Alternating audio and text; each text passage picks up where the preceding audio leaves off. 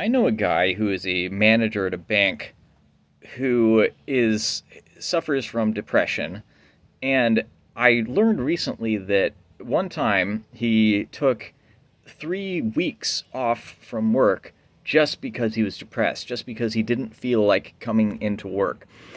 And I thought that was really interesting. One, because the bank didn't fire him, and this guy he has a bad time. Like he's always having health problems, always sick, he's always depressed, and the health problems and the depression are related, right? Because it's kind of a vicious cycle. If you are depressed, then that's that's bad for your health, and having your health problems obviously is pretty depressing. So it's like this vicious cycle. But I thought it was interesting that they let him take 3 weeks off just because he ultimately didn't feel like going to work. And that's pretty common. If you're feeling depressed, you don't really feel like doing anything. You just want to sit around and do nothing. But I thought it's super counterproductive because, at least for me, if I'm feeling depressed, the thing that the surest thing that knocks me out of it is like having to go and do something. So if I have a responsibility, like I have to go to work in the morning, then that's like that's makes me get in motion, right? A big part of depression, I think, is just passivity. It's like you're staying stuck and you're not doing anything, you're not working towards anything, and you're still stuck in the same area and the same environment.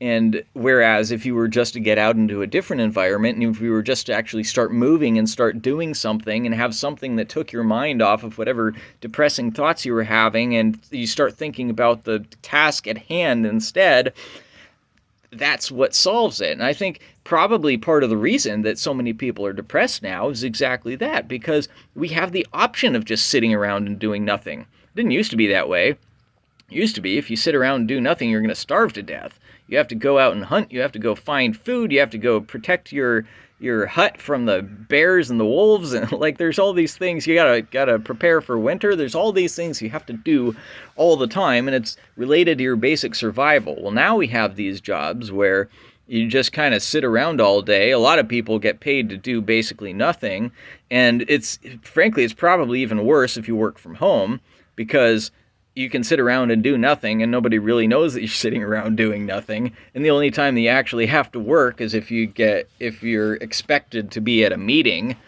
And half the times you can just skip a meeting and get away with it. Now, this guy that I'm talking about, the bank manager, he actually does have to come into work, but apparently they're super permissive with him, probably because it's a super liberal company and he's a minority, and so, they can't fire him, because otherwise that would be racist or whatever kind of phobic or whatever it is these days. That's dying now, finally, thank God, because I don't think that's good for him or for anybody else. Like, I think that you have to have some kind of responsibilities that you're forced to do, because if you're not, if you are a person that's prone to depression, then you're just gonna sit around and wither away, and it's only gonna get worse.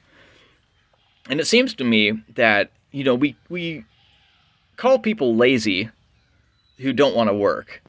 And I think that laziness and depression are almost the same thing, or at least they're very closely related. And by the way, nothing that I'm saying here is a catch-all. I'm not saying that anything that I'm talking about is applicable to absolutely everybody. This is just my experience, what I have observed. This is my opinion.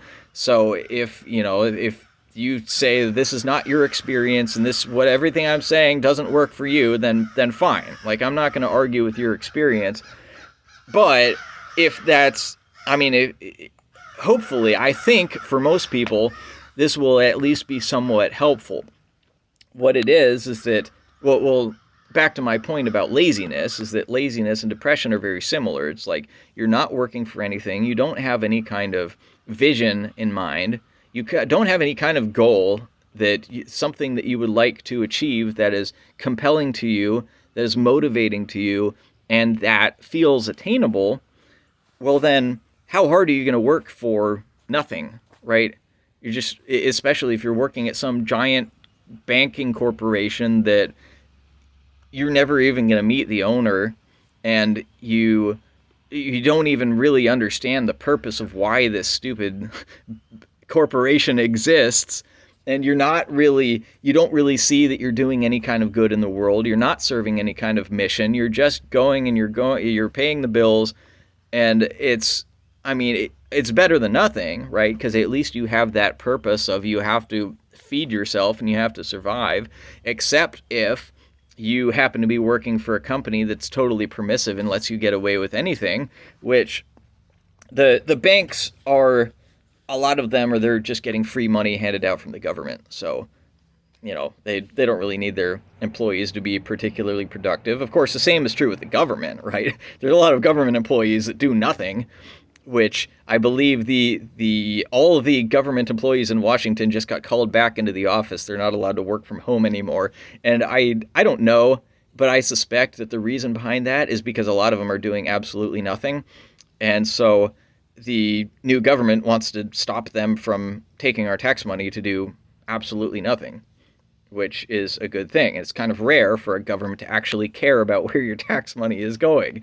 Usually they're perfectly happy to pay a whole bunch of people that are doing nothing because it's not their money, right? It's your money, which is, that's the big flaw, like the single biggest flaw of government in general, is that they don't have to pay for anything. They just take the money out of your pocket. So what do they care? So if you have somebody that actually does care in government, that's a very unusual thing and something to be celebrated, in my opinion. But anyway, so how is this applicable to you? Well, one, hopefully you have some kind of responsibilities in your life that force you to do it, and you can't just skip out on it. And if you do skip out on it, well, that's probably like place number one to start, is don't let yourself skip out on your basic responsibilities. Like, have something that is a non-negotiable. It's like, no matter how crappy I feel, I am absolutely going to get my butt out of bed and I'm going to go to work in the morning. Or you're going to do, if you own a business, then you're going to do, like, for me, it's, I have meetings, right? If I have a call scheduled with somebody, I'm darn well going to make that call. And I have kind of set myself this hard rule that if I commit to something, then I'm going to follow through with it. Same thing with emails. Like, I send daily emails, and usually I batch them. I don't send them once a day. I'll just write 7 emails all in one day for the next week. But that's kind of something that I can't miss. And to be fair, I have missed it once or twice, but very, very rarely do I miss that. And so if I'm feeling like in a slump, if I'm feeling lazy, if I'm feeling depressed, then that's something that I force myself to do.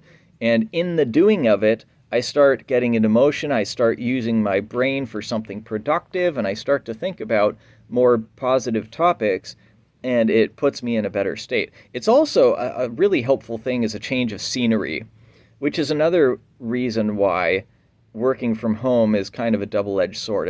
And I'm not against working from home at all.